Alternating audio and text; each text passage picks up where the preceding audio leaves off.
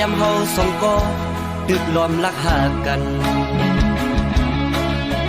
ต่างหักอ่อนมาเหมือนเตหักเตแลถึงที่พ่อแม่พี่น้องผู้เยาว์ถึงที่ใดก็ตั้งเสียงฮูแลเอาต่างหักมานั้นขึ้นหมดหายโมเฮาหากันมาหลายปีโอ้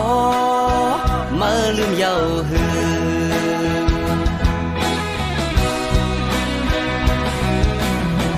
ปอดด้วยมือวันต่างอักที่หักเก่าอยู่ปอเก่าหักมาเยาถึงมาซ้ำขึ้นยานถึงที่เก่าเลยหักมือน้องเยาเนี่ยเหมือนกำมือน้องปอจังเยาเอาตังหักมือขึ้นกว่าเลอโมเอาก็หักมือมาแน่เก่าโอ้อันหักเก่าจังมือ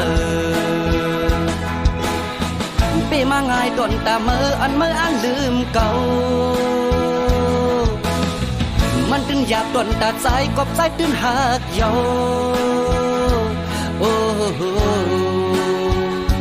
โอ้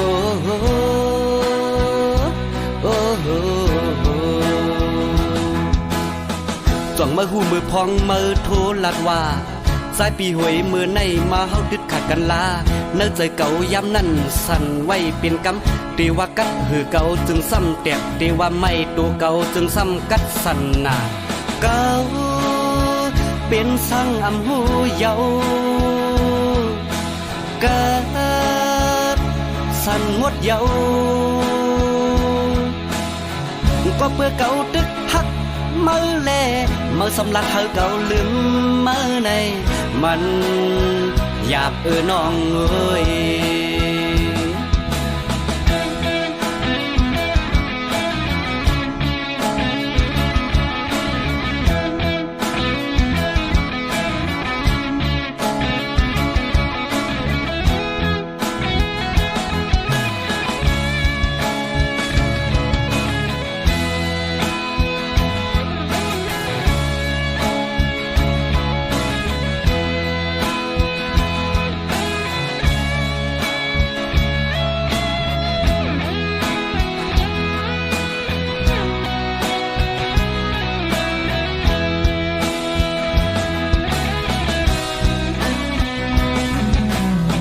ข้าวยำเฮาสองก็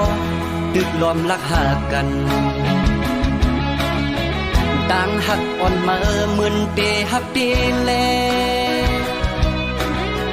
ถึงที่พ่อแม่พี่น้องผู้เยาว์ถึงที่ใดก็ตั้งเสียงฮูแลเอาต่างหักมานั้นขึ้นหมดหายโมเฮาหากันมาหลายปีโอ้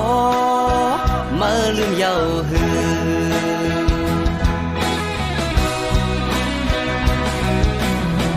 ปอดด้วยมือวันต่างอักที่หักเก่าอยู่ปอเก่าหักมาเยาถึงมาซ้ำขึ้นยานถึงที่เก่าเลยหักมือน้องเยาเนี่ยเหมือนกำมือน้องปอจังเยาเอาตังหักมือขึ้นกว่าเลอโมเอาก็หักมือมาแน่เก่าโอ้อันหักเก่าจังมือเปมาง่ายต้นตามืออันมืออันลืมเก่ามันตึงหยาบต้นตาใจกบใจตึงหักเยาโอ้โอ้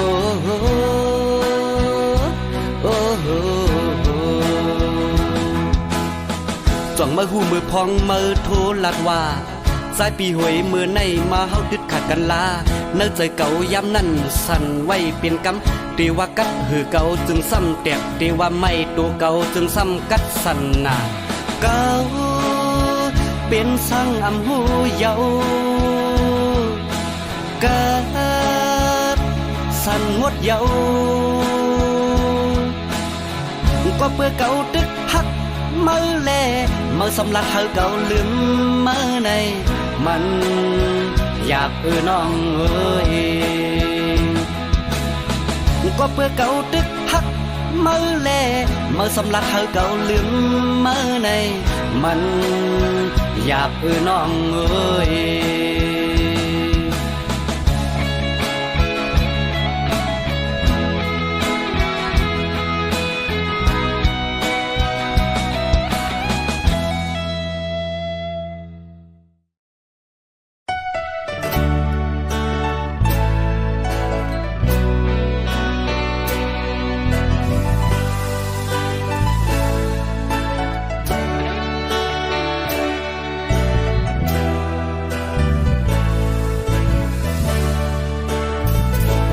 หลวงหอคำเมืองเมามีชื่อเสียงใหญ่พังน้ำเกษรน้ำเมาไว้กัดเย็นเสือปอมุ่งเห็นโดยพลามุ่งเมืองเปิงปันเฮอกวนเมืองไหลเสือสาปานเจ้าเสือขันฟ้าก็ดึงมีปืนมาหึงเจ้าคู่ตื่นใจเฮากนเมืองตื่นนาบยำอ่อนเฮ็ดสร้างมาสวนทำตลาเฮาฮู้กันเปิงไฟทองปันเจอเฮาลูกหลานเฮาบ่ยันออกลองพีเจ้าตื่นใจ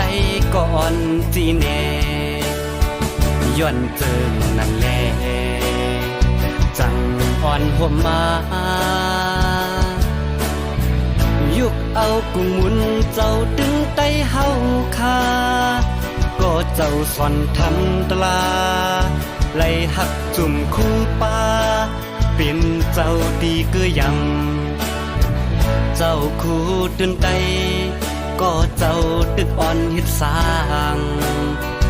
ศาสนาเฮืองเหมือนไฟเลี้ยงเปิงทองปันจอมเส้นต่างตลาสอนเฮาขาบ่หันหูกัน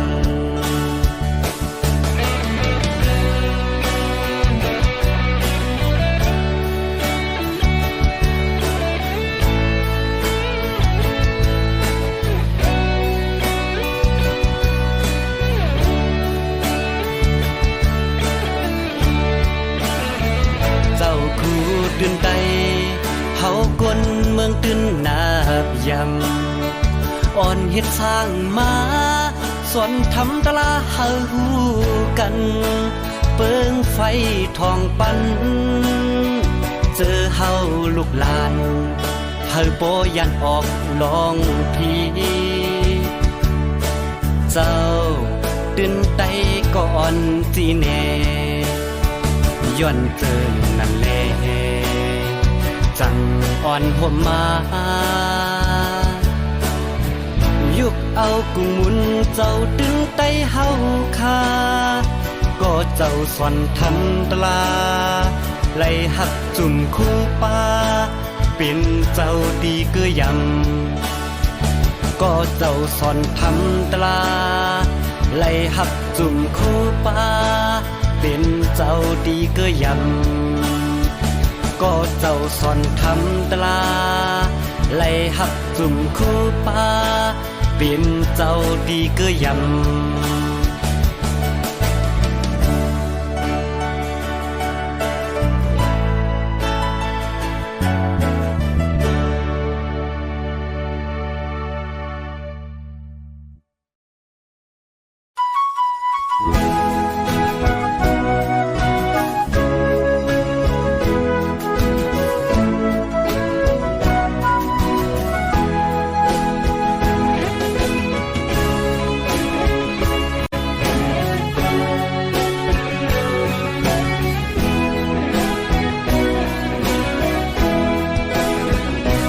เป็นคนผ่านเหตุการณ์คือไหลขย้อยไหล1 วัน 2 300ปีแก่นดีคอยเจอปิ่นสักทีเธอขี่รถกาแลจังไหลมาโดกอยู่เมืองเปิดเอาแห่งเอาแลกมาเหมือนบางเงินยาตาที่เลี้ยงตูสายเป็นคนผ่านเห ตุการณ์ตักแดดหน้าป้อนลำโอยกาเจอพี่ชายง่ายตั้งลูกลาวขาวนั่งลูกเลินเฮอสู่น้องมาอยู่มาป้องใจมาบนผ่านใจอันหักน้องตื่นอันจานใจอันหักนางต่อจงปานใจล้อมโกสู่น้องเมื่อโฮมเมื่อพองเปื้อนนั่งกว่านาโกมึนนังกว้างเปื้อนว่าโกเป็นเมียน้อยก็เล่นเมืองไทยเฮอสู่เอาเฮาใจในอำเก่าน้องเฮยอยู่มีลาเรียบปันเป็นเมียน้อยมีลาเธอใจหน้าใจคืออำเก่าสั่งสู่ความเฮาดีอยู่ที่เสาอยากปีไม่เจออายมันคนจนจะมีกี่คนที่ผ่านเข้ามาภาวนาให้ได้สักคนจะรวยจะจนก็ไม่เป็นไรขอแค่ได้ฮักให้มีที่พักใจไว้สักคนจะได้ไหมนวลน้องน้ำมนต์เป็นแฟนคนใจอย่างอายสักคนหากเจ้ามันรักไอ้หากเจ้ามากให้เจ้าผู้ไว้คนใจอย่างอ้ายนี่ไงไม่เคยพัดไทยตั้งแต่เข้ามาหากได้คนงามเอามาเป็นแฟนไอ้คงแสนดีก่อนนอนไอ้จะหอมสองทีคงดับฝันนี้ตลอดทั้งคืนแต่คงไม่มีรอมาทั้งปีไม่มีสักคน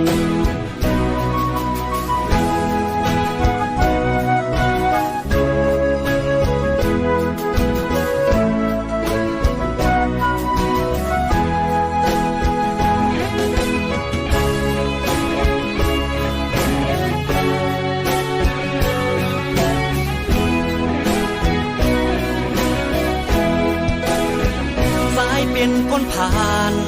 เหตุการณ์คือไหลไขย้อย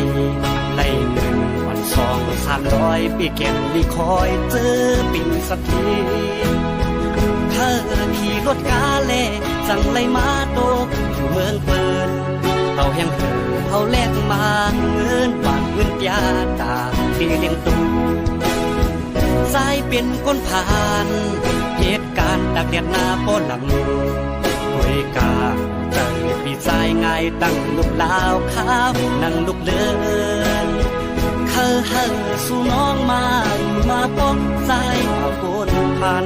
ใจอันหักน้องตื่นอันจานใจอันหักนางต่อจงปานใจล้อมโกสู่น้องเมื่อโฮมเมื่อพองเปื้อนนั่งกว่านาโกมึนนังกว้างเปื้อนว่าโกเป็นเมียน้อยก็เล่นเมืองไทยเฮอสู่เอาเฮาใจในอำเก่าน้องเฮยอยู่มีลาเรียบปันเป็นเมียน้อยมีลาเธอใจหน้าใจคืออำเก่าสั่งสู่ความเฮาดีอยู่ที่เสาอยากปีไม่เจออายมันคนจนจะมีกี่คนที่ผ่านเข้ามาภาวนาให้ได้สักคนจะรวยจะจนก็ไม่เป็นไรขอแค่ได้ฮักให้มีที่พักใจไว้สักคนจะได้ไหมนวลน้องน้ำมนต์เป็นแฟนคนใจอย่างอายสักคนหากเจ้ามันรักไอ้หากเจ้ามากให้เจ้าผู้ไว้คนใจอย่างอ้ายนี่ไง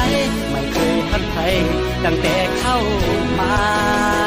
หากได้คนงามเอามาเป็นแฟนไอ้คงแสนดีก่อนนอนไอ้จะหอมสองทีคงดับฝันนี้ตลอดทั้งคืนแต่คงไม่มีรอมาทั้งปีไม่มีสักคน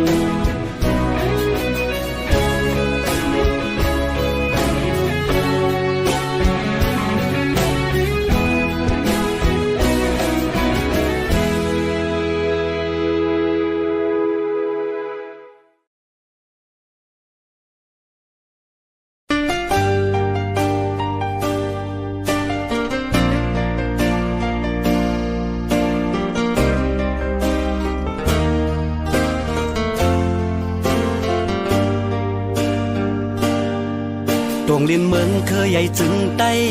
ใน กลุ่มเป็นพื้นเย็นเป็นไฟวันคำเสียงกองปันอ่อนหมอมือไล่นอเตไล่กัดเย็นเตลดเพเคนดูลมตัวในใจเปข้อโคมเข่งเปิ้นนอนก็อำไลลาบลีเข่งเปิ้นกินในก็อำไลกินเสียงกองมอมาไล่เห็นโคบาย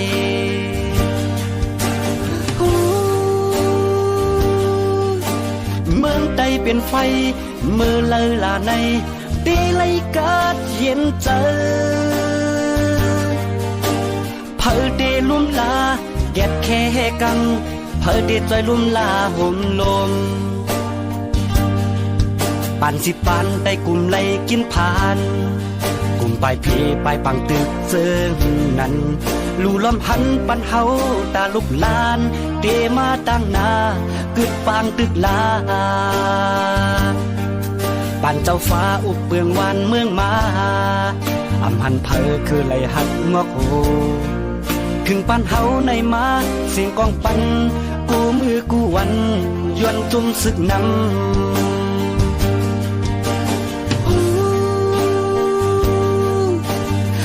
ลาปังตึกแขนโตลมหันกวนเมืองเฮ็ดกินกานหันรถตั้งผ่านลู่ล้อมด้วยหันเฮาเป็นคนเจ้าเคยเลี้ยวกัน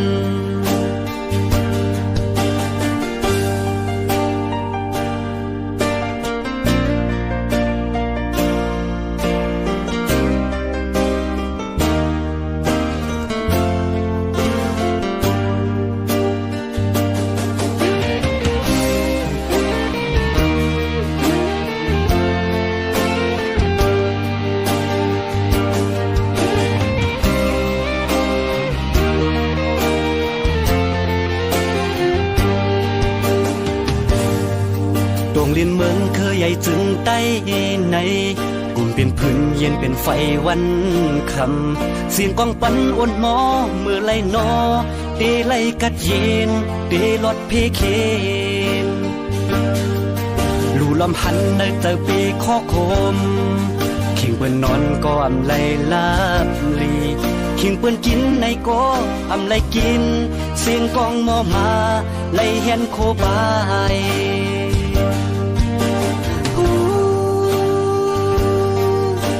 เมืองใดเป็นไฟมือเลอลาในตีไลกาดเย็นเจอเพอเดลุ่มลาแกดแค่กังเพอเดจอยลุ่มลาห่มลมปานสิปานได้กลุ่มไลกินผ่านกลุ่มปลายเพปลายปังตึกเซิงนั้นลู่ล้อมหันปันเฮาตาลุกลานเตมาตั้งนากึดปางตึกลาปันเจ้าฟ้าอุบเปืองวานเมืองมาอำหันเพอคือไหลหักงอกโหถึงปันเฮาในมาเสียงกองปันกูมือกูวันยวนจุ่มศึกนำ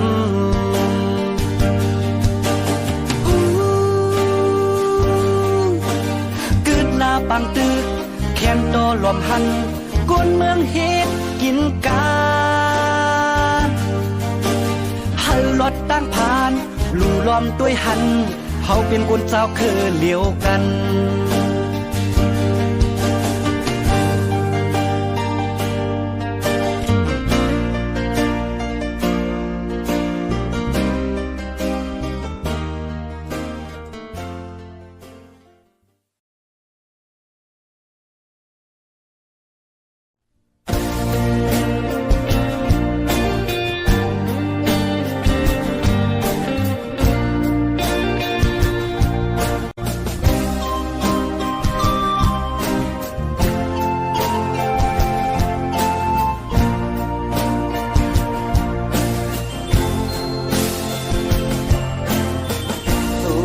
เก่ากว่าเป็นตัวหักเปิ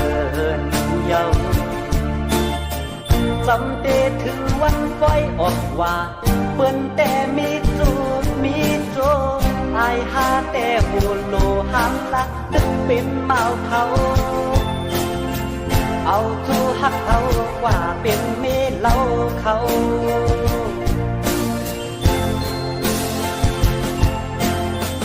วายปล่อยออกว่าและยินข่าว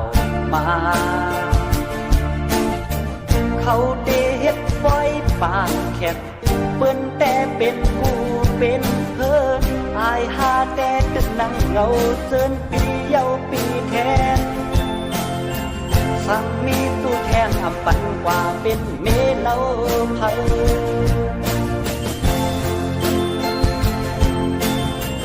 ออกว่าบนปีเยาปี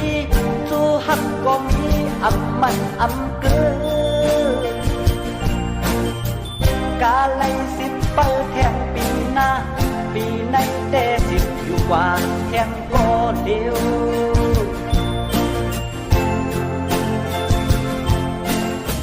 วายปล่อยออกว่าสังคมหันยาเดเป็นแม่ห้างหาสาวหนุ่มปีแต่อำเลิกอำย้อยเฮาโลมอด้วยกันที่น้ำใจสั่งหักไหลดอกปันปีเฮามาใน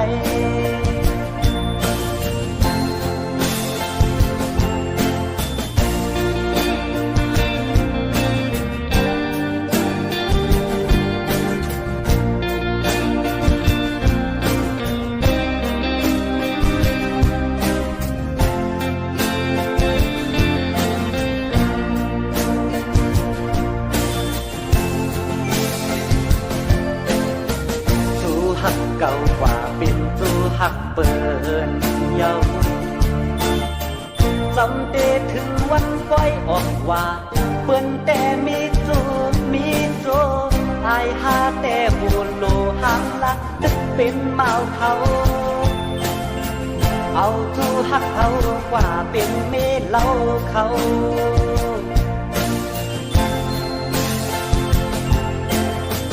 วายปล่อยออกว่าได้ยินข่าวมาเขาได้เฮ็ดปล่อยปากแคบเปิ้นแต่เป็นผู้เป็นเพิ่นอายหาแต่ตึกนั่งเงาเซินปีเยาปีแทนสั่งมีสู้แทนอำปันกว่าเป็นเมเล่าเผา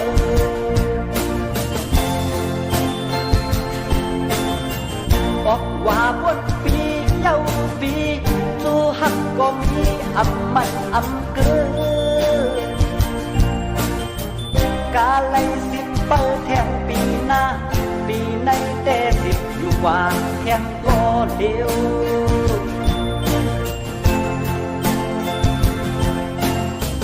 วายปล่อยออกว่าสังคมหัน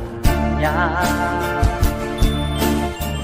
เดเป็นแม่ห้างหาสาวหนุ่มปีแต่อำเลิกอำย้อยเฮาโลมอด้วยกันที่น้ำใจสั่งหักไหลดอกปันปีเฮามาใน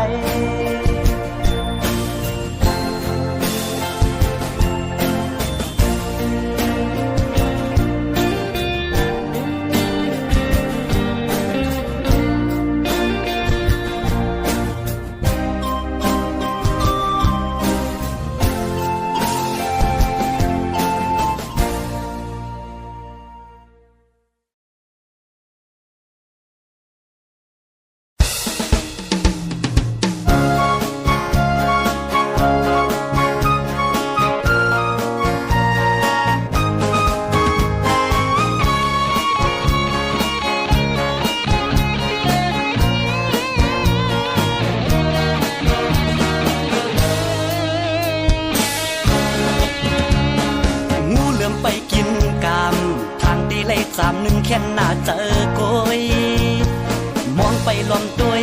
แต่วันที่ออกทางตีไล่กินง่ายเหมือนน้ำเทถอกใส่ต้องปอที่ออกเย้าซ้ำป้องจ้องต่างหลังคือเตมาว่าวันที่หนึ่งเพียวมาสู่เจ้าเฮาหาก่ออ่อนโททีปอตอนตากินแต่มีตินปอที่ออกเย้าซ้ำไหลกินเจอปันนาบักปัดเทียงว่าวันที่16ตุกแม่นกลางเดินตึงนางเงาเจินเตโทสังลาใน เงินตีหอมไว้ตีไปเอาโทษทีนอนฝันเลยอันติดลีเมื่อคำว่ามือในก็เอามาปัดใส่แทนเปิดด้วยหลักกรรมาเดฮ่าฮ่าฮ่าเศร้าเบี่ยงตับมดเทียงกว่าเยา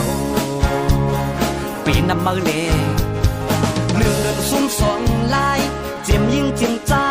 ก็ไปมองกันอันทักอันปีตั้งกาดอำเจอว่าลัดเลียนลายกุยพอมาวนด้วยหนึ่งเลือนนั้นเฮาซุ่มกามีวัวก็ขายวัวมีควายก็ขายควายมีนาก็ขายนามีเฮือนก็ขายเฮือนมันอ่ำลีก็เฮ้ยที่อันว่าในมันจังหมอหมดโต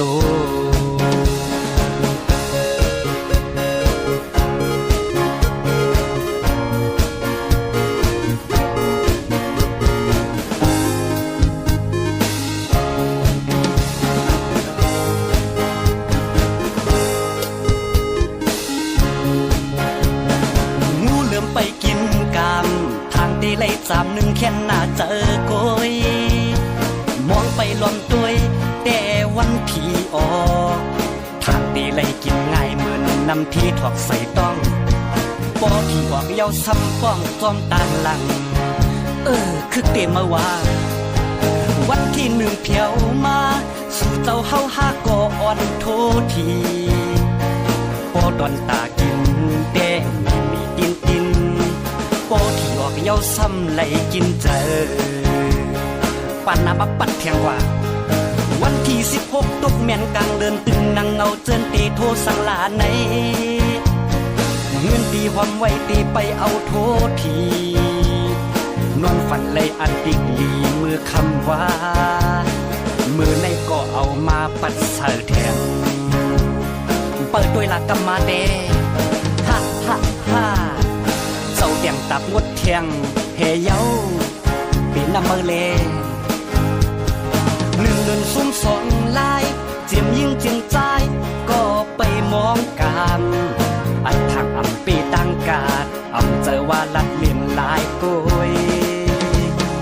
พอมาวนด้วยหนึ่งเลือนนั้นเฮาซุ่มกามีวัวก็ขายวัวมีควายก็ขายควายมีนาก็ขายนามีเฮือนก็ขายเฮือนมันอ่ำลีก็เฮ้ยมีวัวก็ขายวัวมีควายก็ขายควายมีนาก็ขายนามีเฮือนก็ขายเฮือนมันอ่ำลีก็เฮ้ยที่อันว่าในมันจังเอาหมดตัว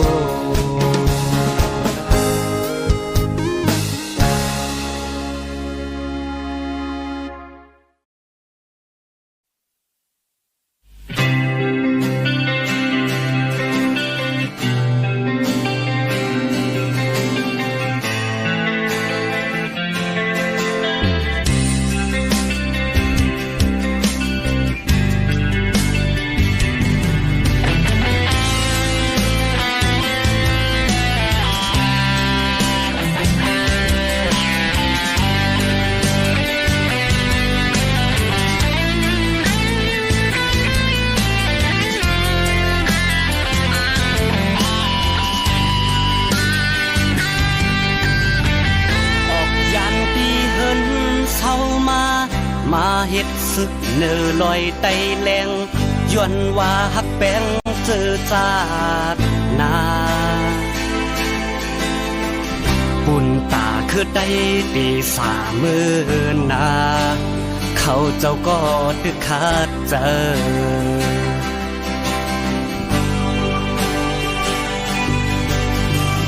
อำพึงฟังเขาก็ไล่ผาดลอยไต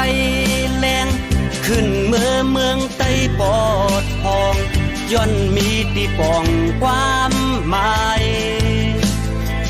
เอาสายเจอเรียกตาเจอคือพ้องหน้าซึก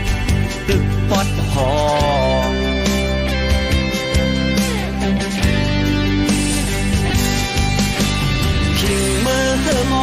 วายด้วยเนื้อลอยเสียงหมากโมมาเข้าไปไล่ยากาไล่เฮกังเพราะว่าสุดปอดพองอำลาดก็คนเมืองตื่นหูว่าเฮาลุกขึ้นกอบย้อนสั่งในคนเมืองก็หูอยู่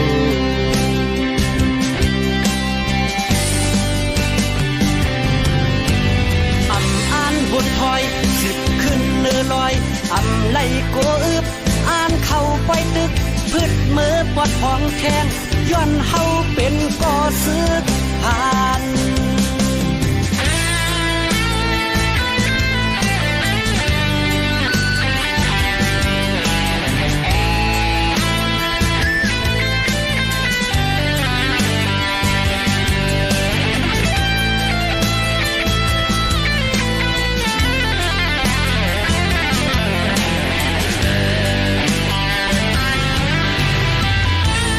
ยันตีเฮิน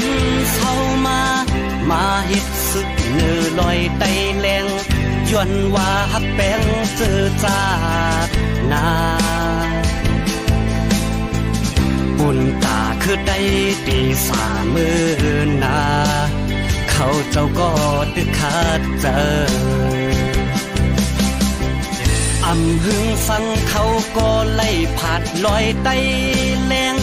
ขึ้นเมืองไต้ปอดอองย้อนมีตีกองความหมายเอาสายเจอเรียกตาเจอคือพ้องหน้าซึกตึกปอดห้อง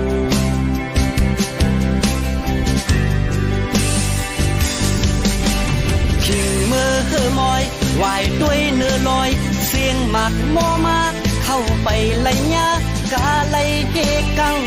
เพราะว่าสุดปอดพองอำลาดก็คนเมืองตื่นหูว่าเฮาลุกขึ้นกอบย้อนสั่งในคนเมืองก็หูอยู่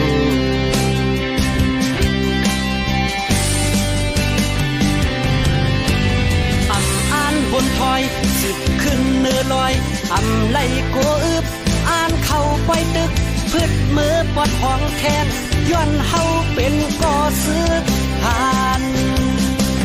อำอ่านบนถอยสิบขึ้นเนื้อลอยอำไล่ก็อึบอ่านเข้าไปตึกพืชมือปอดห้องแค้นย้อนเฮาเป็นก่อซึกผ่าน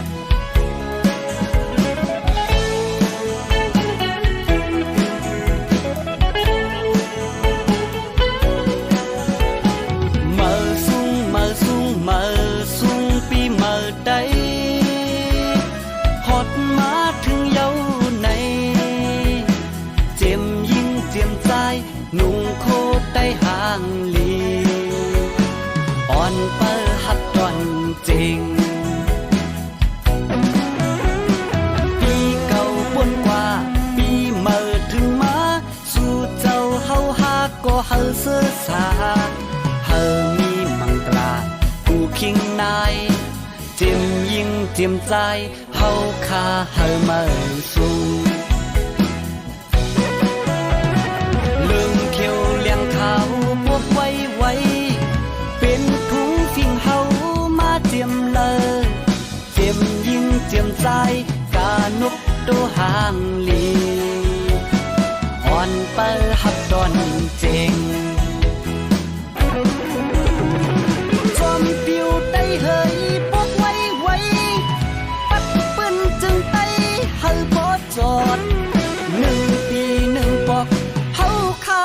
ตอน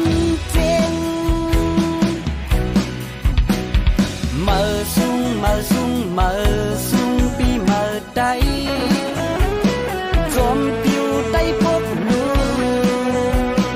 เรื่องเขียวเลี้ยงข้าวมันตื่นมีความหมายอ่อนเปิดหับตอนเจง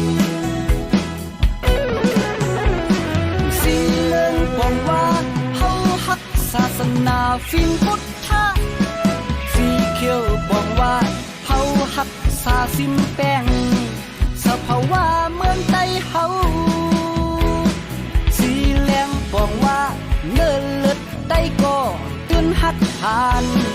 สีขาวบอกว่าน้ำใจใต้เฮาก็เปิดจนข้าวใส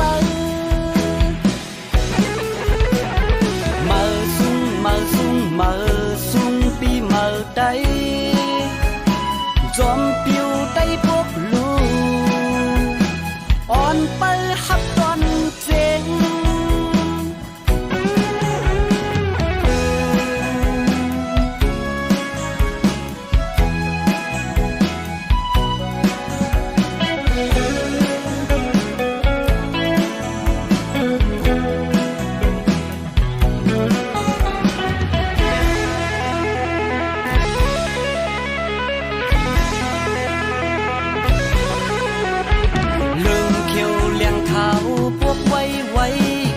เป็นถุงฟิงเฮา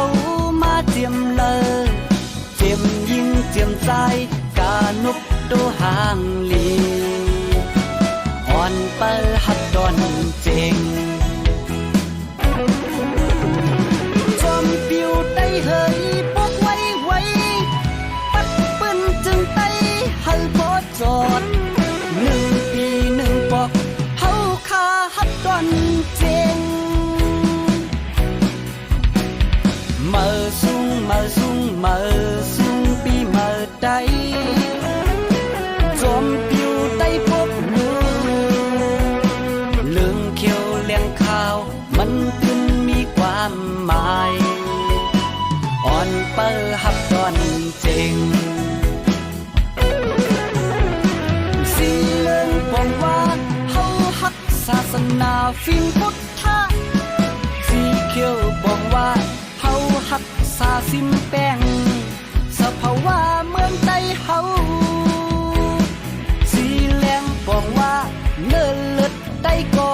ตื่นหักทานสีขาวบอกว่า